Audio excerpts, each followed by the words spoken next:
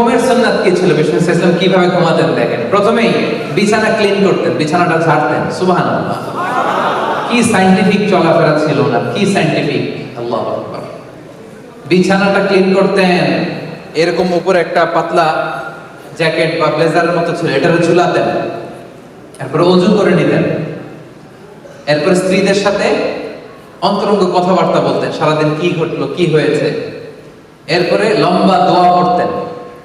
বিছানাতে যাওয়ার আগে হাত দুইটা একসাথে করে 3 কুল, সূরাতুল ইখলাস, সূরাতুল ফালাক, সূরাতুন নাস, 3টা পড়ে হাতে ফু দিয়ে মাথা থেকে পা পর্যন্ত মেসেজ। সুবহানাল্লাহ পড়ে। মনে থাকবে?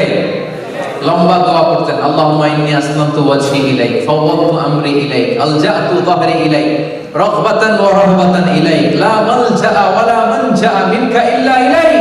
আল্লাহুম্মা আমানতু বিকিতাবিকাল্লাযী আরসালতা ওয়া নাবিয়্যিকাল্লাযী আরসালতা। অনেক সুন্দর সুন্দর দোয়া, এগুলো অর্থ করতে গেলে লম্বা সময় লেগে যাবে।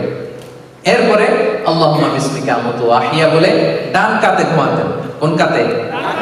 ঘুমানোর সময় ডান হাতটা ডান গালের নিচে রাখতেন। সুবহানাল্লাহ পড়েন।